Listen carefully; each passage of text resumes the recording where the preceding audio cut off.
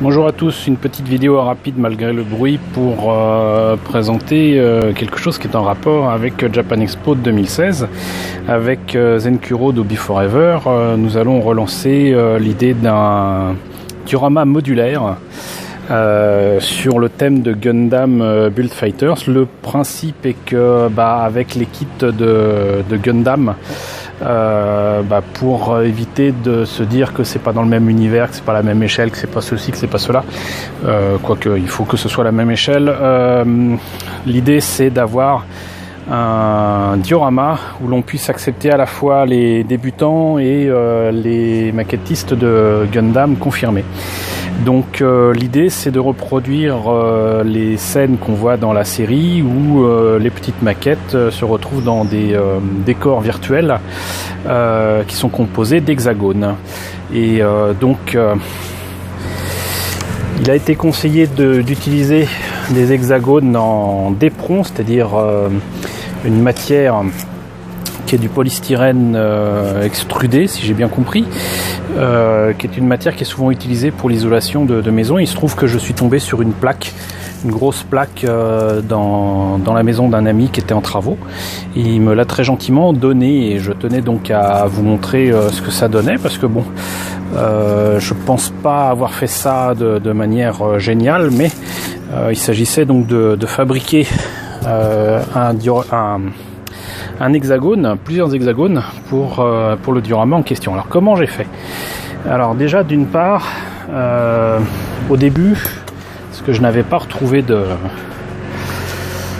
compas, j'avais utilisé la bonne vieille ficelle avec la punaise et le stylo. Enfin là c'est un crayon à papier et a priori, pour prendre des mesures, c'est certainement ce qui a été le plus utile, notamment pendant l'Antiquité, avec le fil de plomb et compagnie. Et donc voilà, l'idée c'était de faire un cercle parfait avec ça. Mais je n'ai pas réussi à faire un cercle parfait parce que je suis une buse. Voilà, même si je n'aime pas l'aérographe, je suis une buse. Alors du coup, ça tombe bien, je suis tombé effectivement sur un compas. Il a fallu que je trouve une mine qui d'ailleurs ne m'a pas été très utile. Mais l'idée donc c'était de faire en sorte que le compas puisse faire un rayon de 14 cm et de faire en sorte que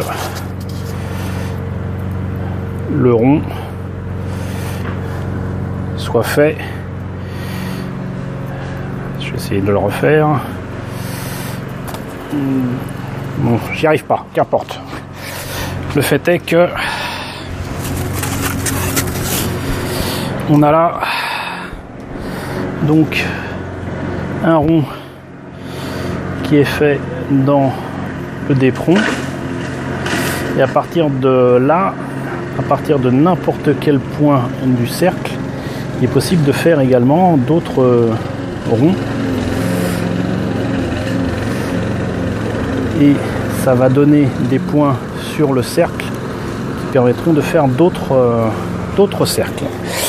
La rencontre de tous ces cercles donne normalement un hexagone parfait. Le problème que j'ai rencontré par contre, c'est l'épaisseur du truc, c'est quand même assez épais. Donc j'ai utilisé un vulgaire cutter porte-lame à 2 balles littéralement pour couper dedans. Je pense pas m'en être super bien sorti, mais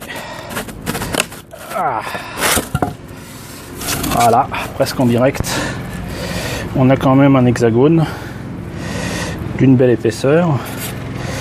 C'est pas très droit du tout, mais au moins j'ai mes hexagones pour le projet de diorama modulaire Gundam Build Fighters.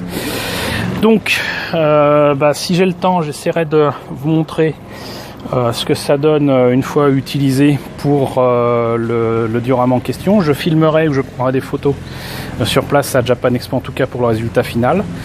Mais voilà, je suis bien content de trouver un moyen enfin de participer activement à ce projet que j'ai lancé l'année dernière, sachant que je n'avais pas pu y participer en 2015.